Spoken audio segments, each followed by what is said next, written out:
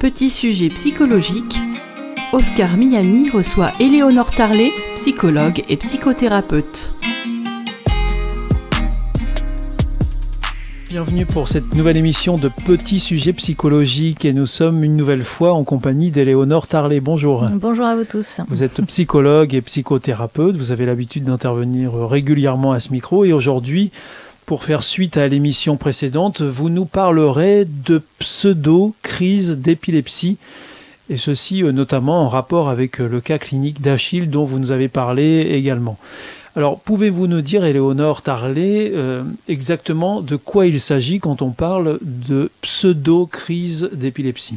Alors, on s'aperçoit de plus en plus que toute une partie de patients diagnostiqués épileptiques, alors qu'ils font vraiment des crises d'épilepsie, en fait, ne relèvent pas vraiment de la définition stricto sensu. C'est-à-dire qu'on va faire un lien aujourd'hui avec le psychotrauma et ces pseudo-crises d'épilepsie qu'on appelle des CPNE. Alors, je vous fais une petite définition. Oui, s'il vous plaît, oui. En gros, c'est un peu comme, je vais pas vous faire de pub, mais ça en a le goût, ça en a la saveur, mais ça n'en est pas.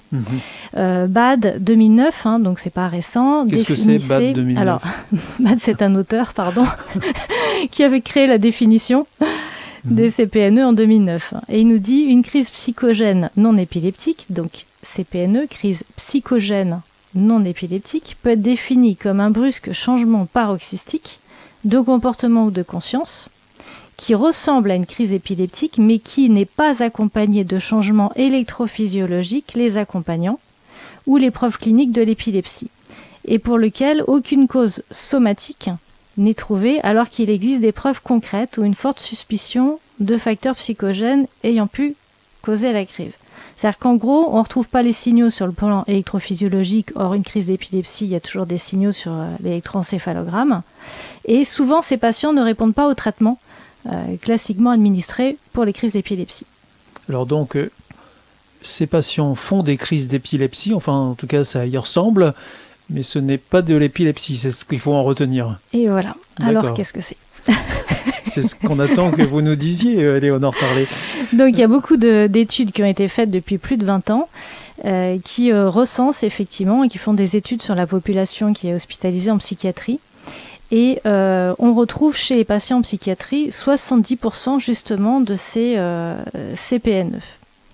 Et je peux vous donner d'autres chiffres. On sait qu'ils peuvent représenter jusqu'à la moitié des patients diagnostiqués comme épileptiques. C'est-à-dire qu'on a des centres de prise en charge spécifiques pour patients épileptiques et ils relèveraient de à peu près, alors ça peut être de 10 à 50%, mais ça peut aller jusqu'à pratiquement la moitié des patients diagnostiqués épileptiques. Donc on va le voir que c'est le cas de mon patient.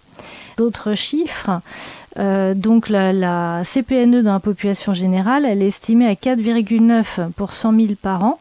Donc ça, c'est des chiffres de 2011, qui est une prévalence qui est pratiquement équivalente à celle de la sclérose en plaques. On sait que ça touche principalement les jeunes adultes. Alors ça se révèle à cet âge-là, après ils continuent d'avoir ces crises-là, et notamment les femmes. D'accord. D'autres chiffres encore ? Voilà. Alors on observe une comorbidité avec des problématiques d'anxiété ou de dépression, mais de l'œuf ou de la poule, c'est-à-dire est-ce que je fais ces pseudo-crises d'épilepsie, du coup ça me rend dépressif ou anxieux parce que je vois pas d'issue, je sais pas comment m'en sortir, en sachant que souvent ces patients sont dans une errance médicale. On leur donne un traitement. Est-ce que c'est difficile à identifier En fait, CPNE? Ils sont diagnostiqués épileptiques, donc ils ont un traitement, mais ils ne répondent pas au traitement, donc ils ont toujours autant de crises d'épilepsie, donc ils ont interdiction de conduire pour certains, ils ont peur de refaire des crises dehors, donc ils sortent plus, ou ils évitent les lieux sociaux, donc il y a plusieurs choses qu'ils vont éviter de faire par risque de refaire des pseudo-crises d'épilepsie. Donc pour eux, c'est vraiment compliqué. Alors est-ce qu'effectivement ils deviennent anxieux ou dépressifs parce qu'il n'y a pas d'issue, ou est-ce qu'ils sont anxieux et dépressifs au démarrage et développent ces pseudo-crises d'épilepsie ? Là encore, ça reste à explorer.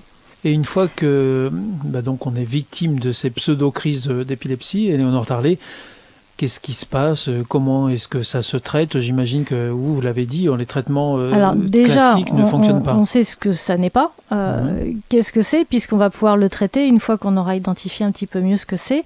Alors déjà, la CIM-10, je vous en avais parlé, c'est la classification internationale des maladies, version 10, qui est élaborée par l'OMS. Là, aujourd'hui, on est à la version 11, donc ça fait déjà plusieurs années que cette CIM-10 reconnaissait implicitement à la nature de post-traumatique. C'est en ça que, voilà, c'est pas d'épilepsie puisque c'est du post-traumatique. Ces manifestations paroxystiques, ils considèrent les CPNE comme des convulsions dissociatives. Et c'est là où on va rejoindre tout le tableau clinique des dissociations, en fait. Donc, pourquoi est-ce que vous teniez à nous parler de cela aujourd'hui, Éléonore Tarlet? Pour aider des patients qui sont peut-être dans cette situation, qui ont été diagnostiqués épileptiques et en fait qui n'arrivent pas à trouver d'issue, qui n'arrivent pas à retirer ces crises d'épilepsie, en sachant que puisque la majorité sont d'origine psychotraumatique, c'est une expression psychosomatique de psychotrauma. Donc en réparant les psychotraumas à l'origine de ces convulsions dissociatives, comme le disait la CIM-10, on va pouvoir retirer ces pseudo-crises d'épilepsie. Donc tous les espoirs sont permis? Et oui, toujours, tous les espoirs sont permis. Tout se répare. On est très plastique, nous sommes très neuroplastiques. On peut aller mieux. On peut aller mieux. On peut toujours aller mieux. Même si on est atteint de ces crises pseudo-crises. On n'est pas venu au monde en étant malade, donc ça s'est installé, donc on peut le désinstaller. Voilà. Bon, merci beaucoup Éléonore Tarlet de terminer sur cette note positive. C'était Petit Sujet Psychologique et aujourd'hui il s'agissait des pseudo-crises d'épilepsie ou CPNE. On se donne rendez-vous très vite pour une nouvelle émission dont on garde le thème secret. Jusque-là, merci beaucoup, à bientôt. Au revoir. À bientôt, au revoir.